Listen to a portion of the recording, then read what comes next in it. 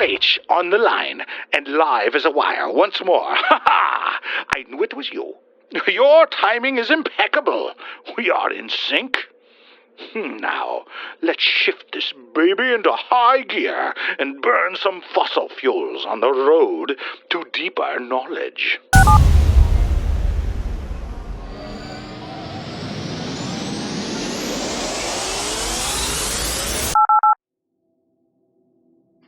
Their names, Mr. and Mrs. Adam Hammersmith, a young couple with a baby of their own, living a mediocre middle-class life.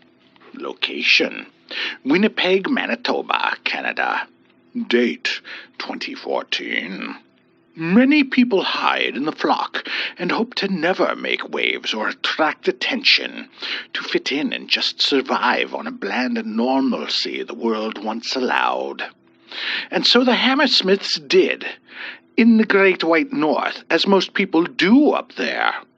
Adam and his wife Lily, née Lilith Stahlblach, met in a typically mundane set of events while playing the mating game, married in an average ceremony, and even moved into the most unassuming neighborhood they could find.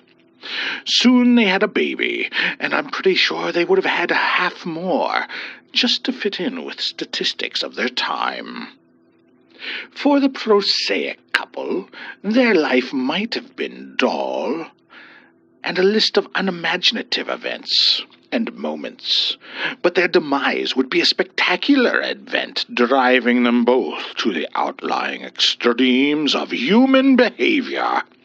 But that is for you to discover through the course of this story, isn't it?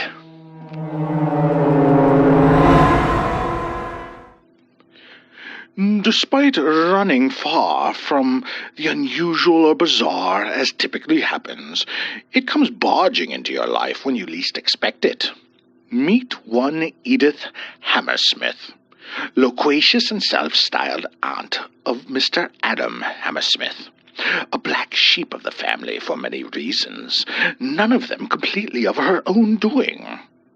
Born as the seventh child of a seventh child, she was purportedly born innate with a sixth sense, as is common in such people of European descent. Whether by hook or by crook, some pact of a great-grandparent or just a freak of nature, Edith was endowed with random flashes of ethereal communication, predictive cognition, and sometimes knowledge of the deeply hidden secrets that were meant to be unearthed. Though a gregarious lady, her unbridled mouth and impromptu channeling of undesired data created what could be deemed trouble. Edith had gone off her rails and made an obtuse course for her nephew's home that day in 2014. She arrived unexpectedly to greet him after many years without nary a word, wish him well in his marriage, and see the couple's 2-year-old baby child Evita. Neither of the younger Hammersmiths had a problem with her, nor were they brusque or unwelcoming. Or at least they weren't until one of Edith's notorious moments occurred when looking at baby Evita for the first time. Upon seeing the silky blonde-haired child's face, Edith recoiled in horror for a brief moment. The aunt gasped, eyes widening, raising an arm as if to protect herself from something only she could sense. It irritated Lily, while Adam tried to bail out of the rocking boat by trying to ignore the situation and wedge a conversation about something trivial in between what transpired within Edith and the following events of their immediate future. But Lily wasn't having Adam's dismissal of Edith's rude behavior. Lily felt inwardly offended that Edith perhaps thought their beautiful child was ugly or unpresentable, or perhaps a demon. Edith ignored Adam's efforts to right their blighted relations by papering over the rough seas ahead, and cutting through the chatter came Edith's clear and driven vision, unable to be avoided or ignored by anyone in the room. I see your cursed child, Edith powerfully declared, and her future, and yours too. Within a short time you will all be in different places, all three of you. And that child, it will be by that child's hand. By that child's hand will come death. Death for all of you.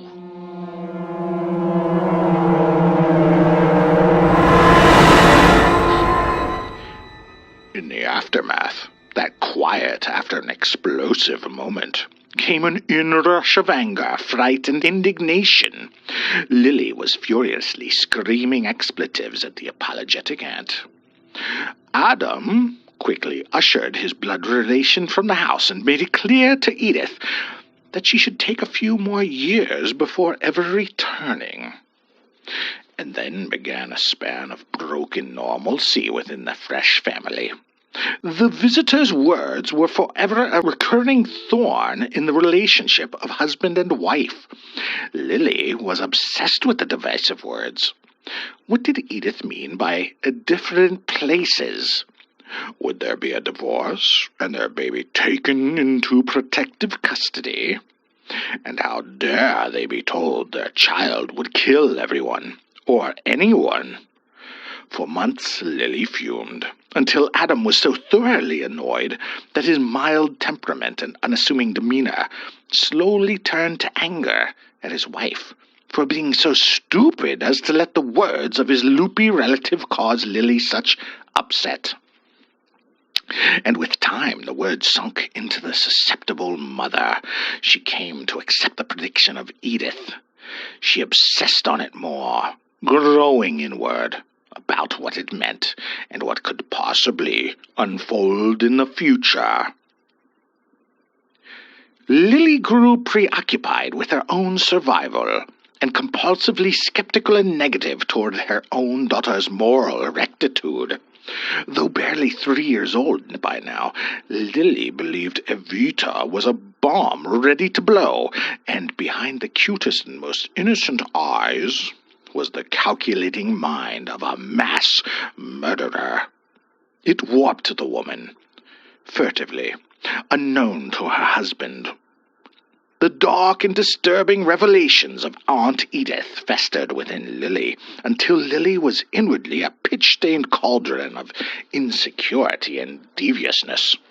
Lily didn't want to die. And she didn't want Adam to die either. She wanted to have her banal corner of the world undisturbed, to live out a life without discomfort or excitement.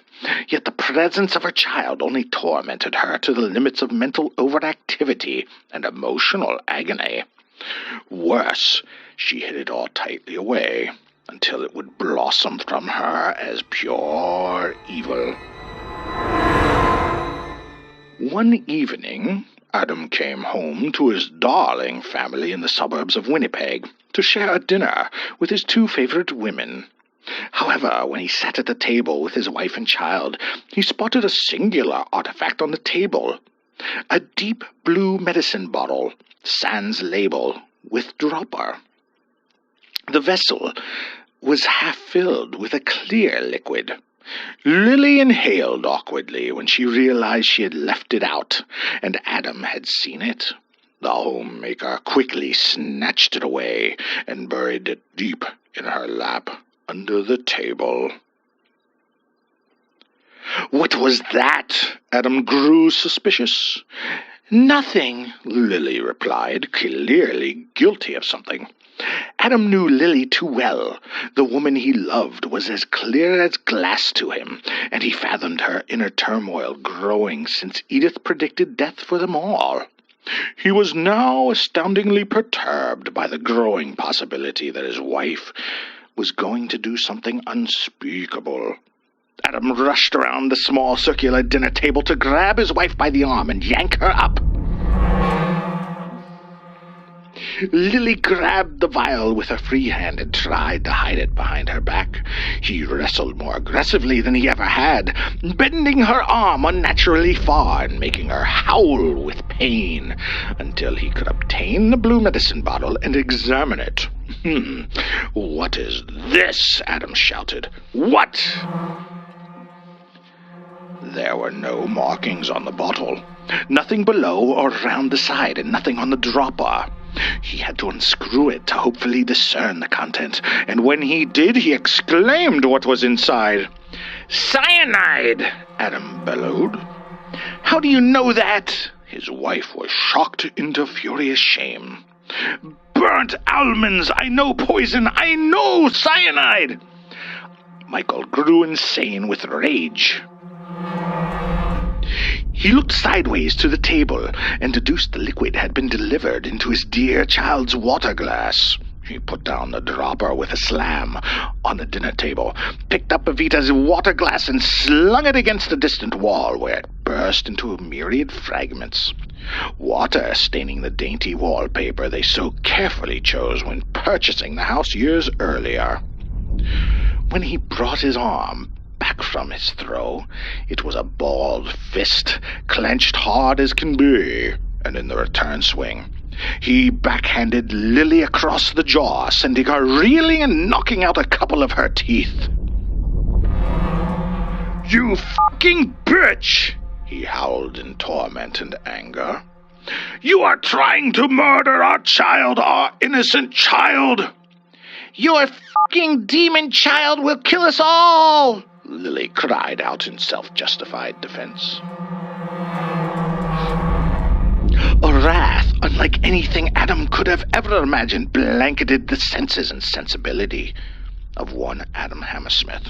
He was almost to become a murderer that day, if he had not regained a sliver of sanity.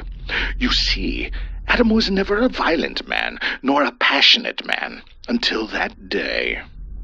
And that was the day everything broke him down, until he lost his moral compass and wandered lost in a jungle of his aimless animal mind.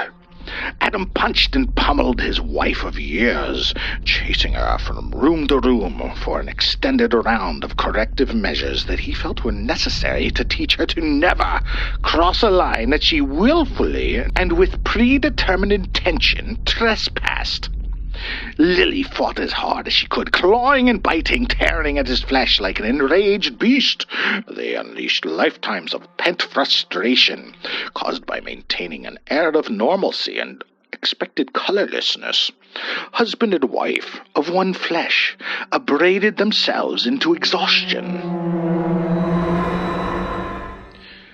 Time had stood still for them, but for an unconcerned Evita, time had carried on, and she had gotten bored. The diminutive child was pleased when her parents returned to the table, but it was a shocking sight. Both adults were bloody and bruised. Adam, bleeding from a plethora of fingernail-sized rips in his skin. Lily bled from a broken nose, one eye growing blackened and puffing up. She was lucky no bones were broken, though some ribs seemed to be cracked. Lily eased into a seat as Adam hobbled over to take his, when he saw the blue bottle of cyanide still on the table. He took it in his hand and threw it mightily across the kitchen until it penetrated a window with a loud crash. Glass could be heard falling from the broken opening for a few seconds. I'll get that repaired in the morning, Adam groaned, sitting to dine on a cold meal. He poured his daughter a fresh glass of water. They ate, and soon they were dead. They, meaning Adam and his wife Lily. Evita, puzzled by why her parents were sleeping, spent a while trying to wake them before running off to a neighbor in a panic. The police ruled the deaths as accident. Death perhaps by suicide. No one was sure exactly what transpired in the Hammersmith house that night. That night that Lily and Adam laid down for a final time and were released to the great beyond. Evita was informant of what caused her family to die, and her life was to change drastically. Through the tears and the pain, she slowly overcame the loss of her parents, as she was handed around to others in the Hammersmith family. But some of us have friends in the ethereal who watch and bear witness, and I can relate to you this. Evita did indeed kill her parents, and they were indeed all in different places that day, as Edith predicted correctly. During the row, the stupidity of a bored and unattended child can account for so much harm. Evita had crawled onto the table, fascinated with the seductively blue medicine bottle, and began to play with it. She opened it, and she smelled the burnt almond scent. Thinking it was a flavorful additive, she proceeded to pour a half in her mother's drink, half in her father's drink, and the remaining half she saw her mother pour into Evita's own glass. You see, sweet Evita believed what was good for her was good for her parents, and she wanted to share everything with them. But Evita never imbibed. Her father, rightly so, destroyed Evita's glass. And as for where they are, well, obviously Evita is now 9 or so, and living with the Hammersmiths somewhere in Canada. Adam was judged rightly, and now resides in paradise. Lily, though, tortured as she was, filled her soul with contempt and evil until she found herself forever in the confines of hell, where she shall reside until the lake of fire opens wide. Thus endeth the story of an unassuming family blindsided by fate.